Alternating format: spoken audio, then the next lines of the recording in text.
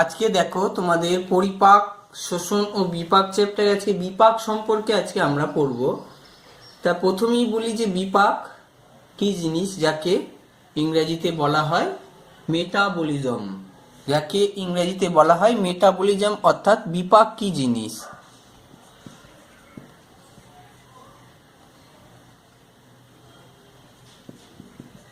Metabolism অর্থাৎ বিপাক কি জিনিস। আমাদের জীবের প্রাণ ধারণের জন্য সজীব কোষের যে আমাদের প্রোটোপ্লাজমের অবিরত যে সকল সংশ্লেষমূলক এবং যে সময় ভাঙনমূলক রাসায়নিক পরিবর্তনগুলো ঘটে চলেছে, এই তাদের সমষ্টিগতভাবেই তাকে আমরা কিন্তু বিপাক বলতে পারছি। অর্থাৎ জীবের জীবন ধারণের জন্য আমাদের প্রোটোপ্লাজমে যে সমস্ত সংশ্লেষ যেগুলো কিছু তৈরি হচ্ছে এবং কিছু ব্রেকডাউন হচ্ছে বিভিন্ন রাসায়নিক বিক্রিয়ার মাধ্যমে, বিক্রিয়া হয়ে যে পরিবর্তন ঘটছে তাদের সমষ্টিগতভাবে আমরা বিপাক বলছি। এই বিপাককে দুটি ভাগে ভাগ করে, একটা হচ্ছে উপচিতি বিপাক আর একটা হচ্ছে অপচিতি বিপাক।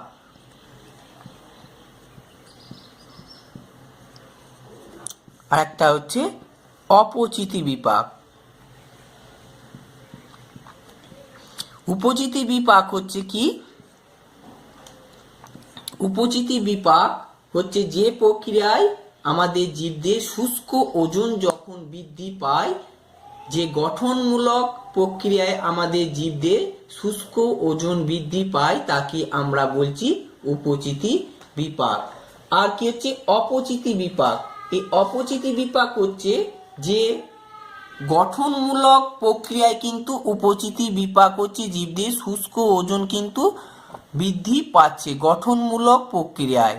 আর কি হচ্ছে এর শুষ্ক ওজন বৃদ্ধি পাচ্ছে। আর অপচিতি বিপাক কি হচ্ছে? এটা হচ্ছে ভাঙনমূলক। আর এখানে শুষ্ক ওজন কি হচ্ছে? হ্রাস পাচ্ছে। তাকেই বলা হচ্ছে অপচিতি বিপাক। আমাদের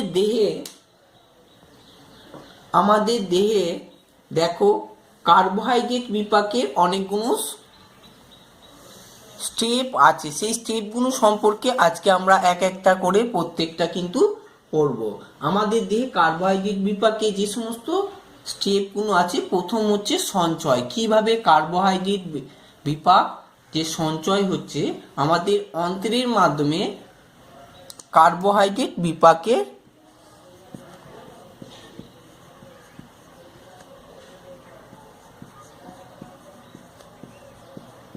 কার্বোহাইড্রেট বিপাক। এই কার্বোহাইড্রেট বিপাকে দেখো আমাদের প্রথমেই হচ্ছে সঞ্চয়।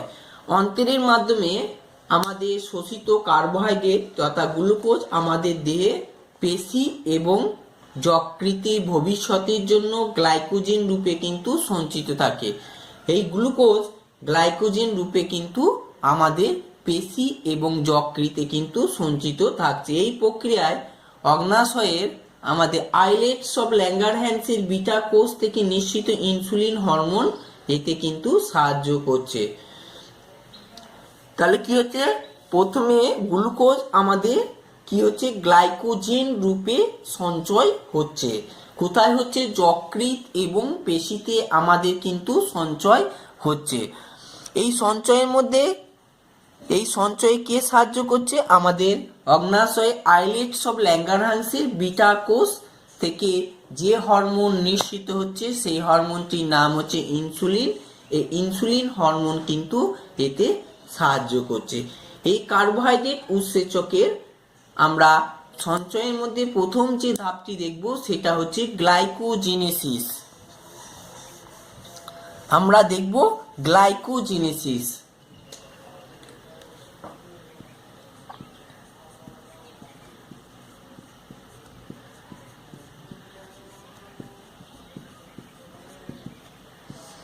এই গ্লাইকোজেনেসিস কাকে বলছে? তাহলে যখন যে পর্যায়ক্রমিক বিভিন্ন রাসায়নিক বিক্রিয়ার মাধ্যমে গ্লুকোজ থেকে গ্লাইকোজেন উৎপন্ন হচ্ছে তাকে আমরা কি বলছি? গ্লাইকোজেনেসিস। যখন কি হচ্ছে গ্লুকোজ থেকে গ্লাইকোজেন উৎপন্ন হচ্ছে, তখন তাকে বলছি। কোথায় ঘটছে এই গ্লুকোজ থেকে গ্লাইকোজেন? এটা হচ্ছে গ্লুকোজ থেকে যে গ্লাইকোজেন পদ্ধতি, তাকে আমরা কি বলেছি? গ্লাইকোজেনেসিস। এই গ্লাইকোজেনেসিস তাহলে কোথায় হচ্ছে? আমাদের যকৃৎ এবং পেশিতে কিন্তু ঘটে থাকছে। গ্লুকোজ থেকে গ্লাইকোজেন যে পদ্ধতি, গ্লুকোজ থেকে গ্লাইকোজেন যে তৈরির পদ্ধতি, বিভিন্ন পর্যায়ক্রমিক রাসায়নিক বিক্রিয়ার মাধ্যমে গ্লুকোজ থেকে যখন গ্লাইকোজেন উৎপন্ন হচ্ছে, তাকেই বলা হচ্ছে গ্লাইকোজেনেসিস। এই গ্লাইকোজেনেসিস প্রক্রিয়াটি কোথায় ঘটছে? আমাদের যকৃৎ এবং পেশিতে। কিভাবে হচ্ছে গ্লাইকোজেনেসিস প্রক্রিয়াটি? আমি প্রত্যেকটা স্টেপ ওয়াইজ দেখাচ্ছি। দেখো, প্রথমে হচ্ছে গ্লুকোজ। এই গ্লুকোজ কি করছে?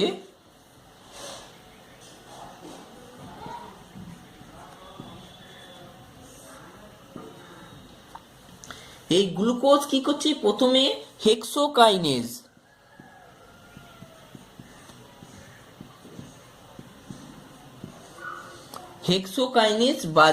বা গ্লুকোকাইনেজ,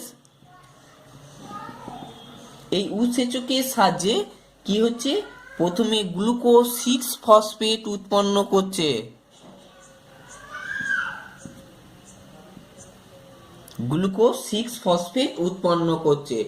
এই গ্লুকোজ 6 ফসফেট উৎপন্ন করার পর কি হচ্ছে? এই গ্লুকোজ 6 ফসফেট উৎপন্ন করছে, এখানে এটিপি থেকে কিন্তু এনার্জি,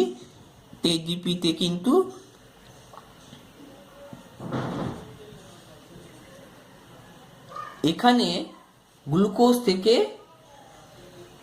6 ফসফেট উৎপন্ন করছে। এখানে ফসফেট আর হচ্ছে ম্যাগনেসিয়াম 2+ কিন্তু এখানে মুক্তি হচ্ছে। এরপরে এই গ্লুকোজ 6 ফসফেট থেকে আমরা নেক্সট স্টেপ যেটা দেখতে পাবো কি হচ্ছে? সেখানে গ্লুকোজ 6 ফসফেট থেকে গ্লুকোজ 6 ফসফেট আবার কি করছে? আমি নিচেই লিখছি,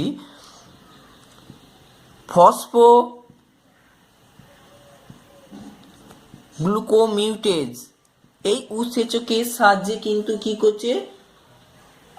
গ্লুকোজ 1 ফসফেট উৎপন্ন করছে। এই গ্লুকোজ 1 ফসফেট আবার কি করছে?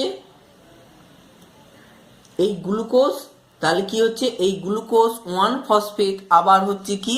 আস্তে আস্তে এই গ্লুকোজ 1 ফসফেটকে আমরা যদি দেখি, এই গ্লুকোজ 1 ফসফেট কি করছে? ইউরিডাইল বা ইউডিপি যাকে বলে, সে ইউরিডাইল ডাইফসফেট আবার কি করছে? গ্লুকোজকে ইউডিপি গ্লুকোজে কিন্তু পরিণত করছে। এই 1 ফসফেট এনজাইমটা যে লাগছে, এই গ্লুকোজ ইউডিপি, ইউরিডাইল ডাইফসফেট,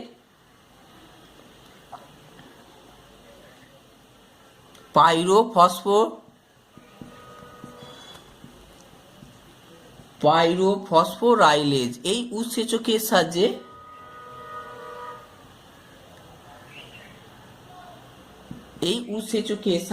ইউডিপি গ্লুকোজে কিন্তু পরিণত করছে। এখানে কিন্তু কি হচ্ছে?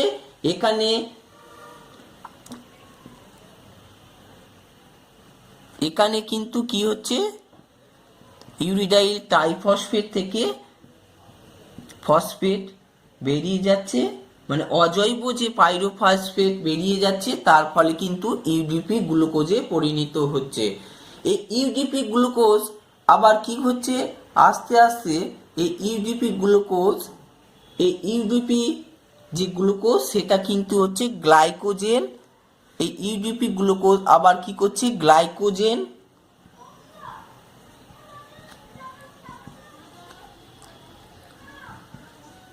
গ্লাইকোজেন সিনথেটেজ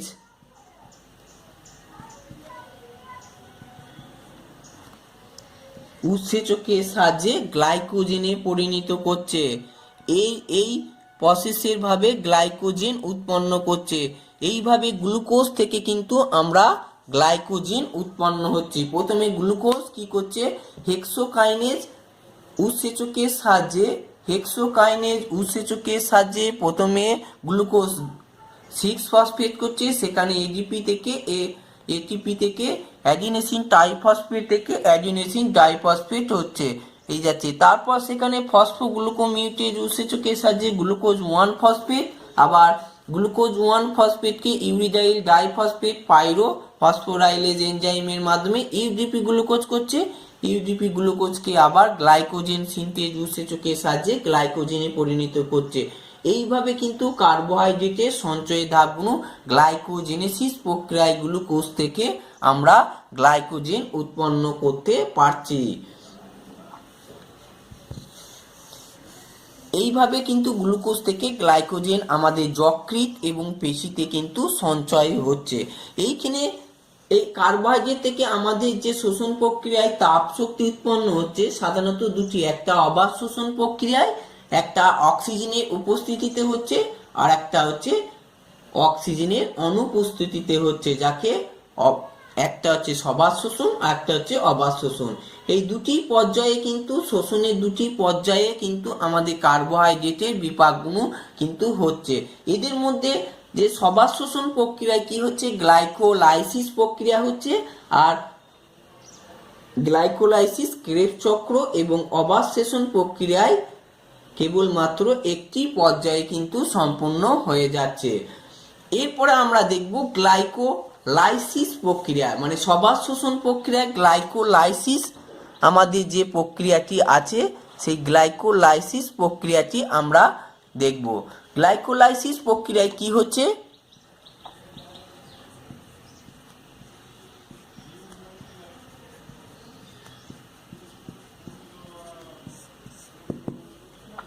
এটা হচ্ছে গ্লাইকোলাইসিস। এই গ্লাইকোলাইসিস কাকে বলছে, যে প্রক্রিয়ায় আমাদের বিভিন্ন উৎসেচকের প্রভাবে যখন এক অণু গ্লুকোজ বিভিন্ন পর্যায়ক্রমে ভেঙে দু অণু পাইরুভিক অ্যাসিড আর দু অণু এটিপি এবং দু অণু NADH2 উৎপন্ন করছে, তখন তাকে আমরা গ্লাইকোলাইসিস বলা হচ্ছে। এই গ্লাইকোলাইসিস তাহলে কিন্তু কি আমাদের যে শক্তির উৎপাদন ঘটছে কার্বোহাইড্রেট বিপাকের ক্ষেত্রে, সেখানে কিন্তু দুটি পর্যায়ে হচ্ছে, একটা সবাত শোষণ প্রক্রিয়ায় আর একটা হচ্ছে অবাধ শোষণ প্রক্রিয়া। একটা হচ্ছে অক্সিজেনের উপস্থিতিতে আর একটা হচ্ছে অক্সিজেনের অনুপস্থিতিতে। তা অক্সিজেনের উপস্থিতিতে সবাত শোষণ প্রক্রিয়ায় প্রথম যেটা আমরা বিক্রিয়াটি পাবো গ্লাইকোলাইসিস।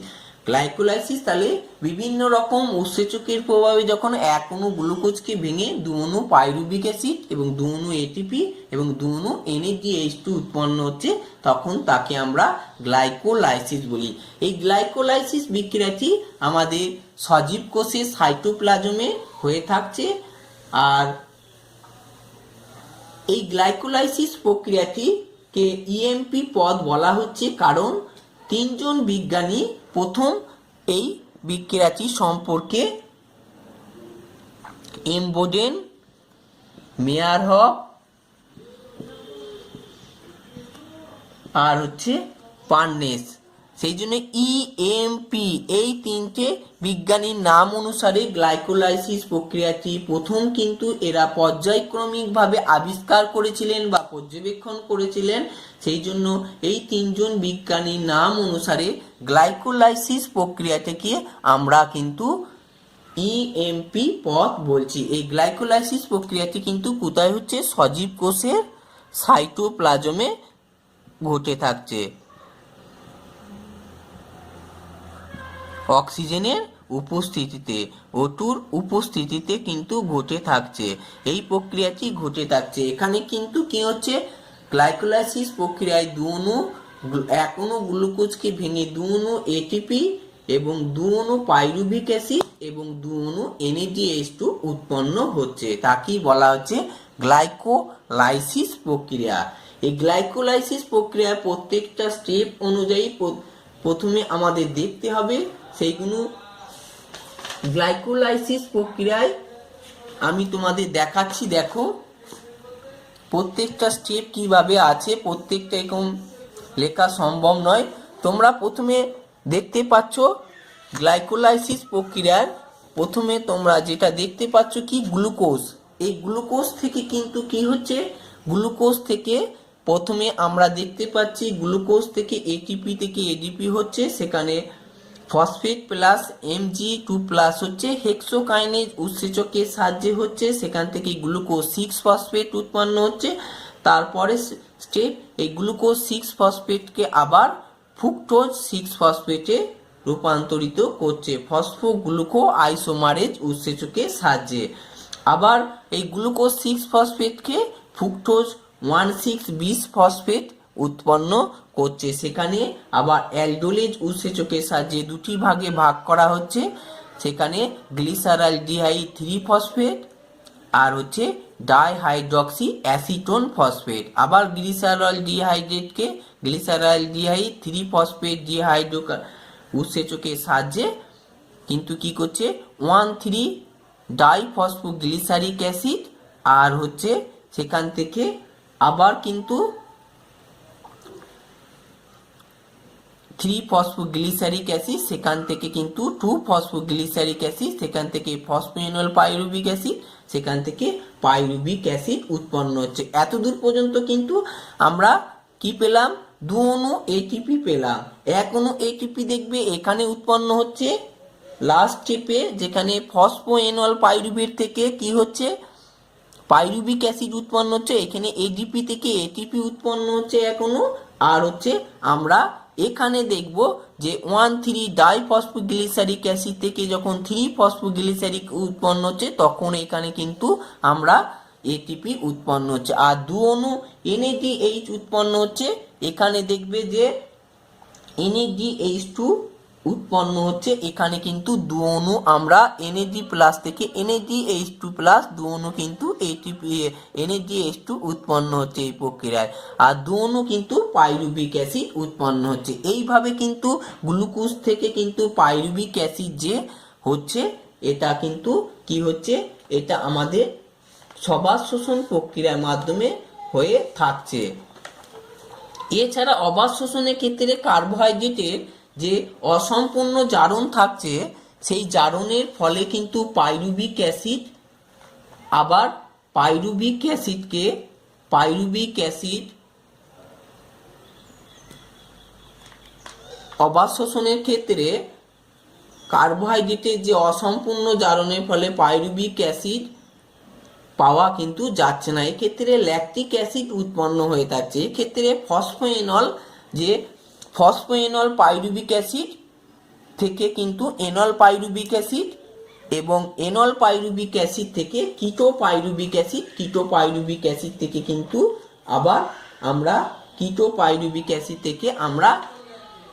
ল্যাকটেট উৎপন্ন হচ্ছে, অর্থাৎ ল্যাকটিক অ্যাসিড। যদিও এই বিক্রিয়ার ধাপগুলো কিন্তু আমরা আগে দেখেছি, প্রত্যেকটাই আগে দেখেছি। এই গ্লাইকোলাইজ